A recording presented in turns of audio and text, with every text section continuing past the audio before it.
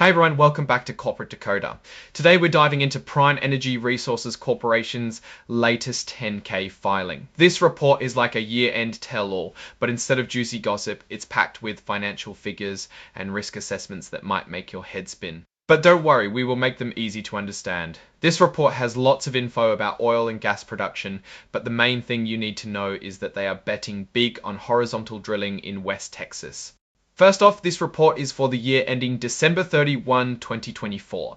It's got everything the SEC, the government agency that watches over companies like Prime Energy, requires them to share with investors. It covers business activities, risk factors that could affect their operations, details on their properties, and of course, a deep dive into their financial health. Prime Energy is traded on the Nasdaq under the ticker symbol PNRG. If you're thinking about investing, this report is a must-read. The company's public float, or the value of shares available for public trading, was around $66 million. This number gives you a sense of the company's size and how much the market values it. Now, before we get lost in oil barrels and cubic feet, let's quickly decode some industry lingo. BOE stands for barrel of oil equivalent. It's a way to compare gas and oil. DD&A means depletion, depreciation, and amortization. Think of it as the cost of using up their resources. ESG stands for environmental, social, and governance. Basically how the company is handling being a good and responsible company.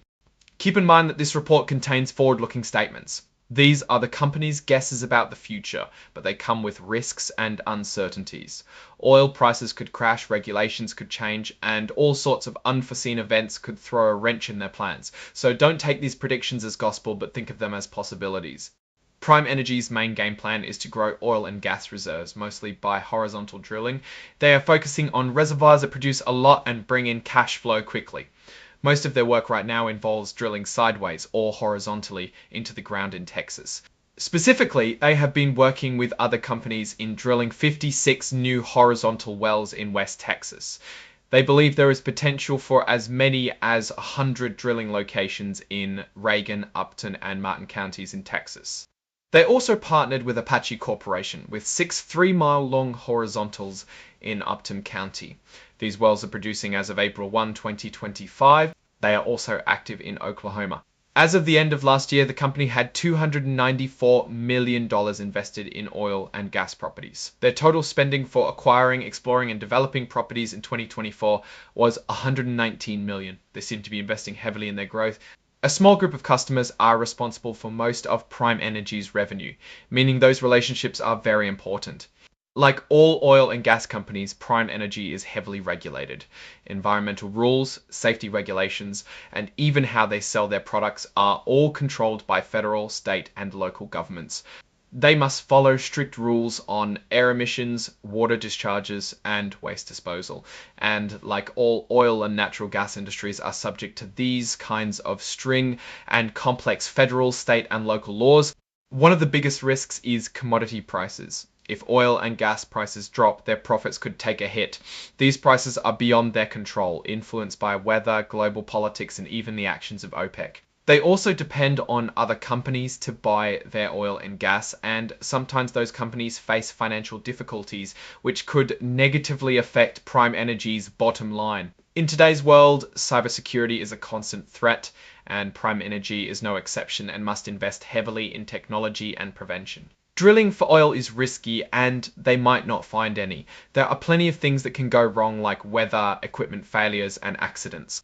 Their reserve estimates, which are the amounts of oil and gas they think they can get, are based on a lot of assumptions and estimates and are not guaranteed, so their estimates might be wrong. They use hedging to protect themselves from price drops, which is like buying insurance for their oil and gas. But hedging can also limit their profits if prices go up. The rules around fracking or hydraulic fracturing, which is a way to extract oil and gas from shale rock, could get tougher, which could raise their costs or even stop them from drilling in certain areas. Climate change is a growing concern and may limit the areas in which oil and gas production may occur. It might increase operating costs, reduce the demand for the oil and gas they sell. More and more investors are caring about environmental, social, and governance policies. Some investors might choose to invest in other companies because of them. This means that Prime Energy needs to keep up with ESG to attract funding, or else risk becoming obsolete. Now let's take a look at some numbers. The average oil sales price was about $75 per barrel in 2024, slightly lower than the 76 per MaxF to just $0.43. Those prices took a bigger hit, falling from $1.93 per MaxF to just $0.43. This change shows how much the natural gas market can fluctuate. Their gains on derivative instruments, the financial tools they use to hedge their bets, were practically zero in 2024, which shows that year's market was fairly stable, or that hedging decisions weren't really effective that year. Oil and gas production expenses jumped about 50%, totaling about $48 million, mainly because of increased service costs and adding new wells. However, their field service income, which is money they make providing services to other oil companies, decreased due to selling of Eastern Oil Well Service Company to someone else. Depreciation, depletion, and amortization skyrocketed to $76.5 million. It was a huge increase related to depreciation from new wells being online. Their standardized measure of discounted future net cash flows, basically an estimate of the money they expect to make from their reserves before taxes, was about $273 million.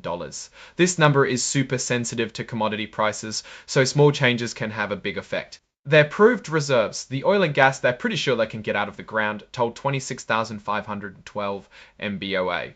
Most of these reserves are in West Texas, showing how key that region is to their business. Fortunately, almost all their leases are solid for next few years, so they are not expiring any leases anytime soon. There are regulatory concerns about injection wells and induced seismicity, but it does not seem to affect them at this time. They have liability insurance, and it might not adequately protect the company against every risk.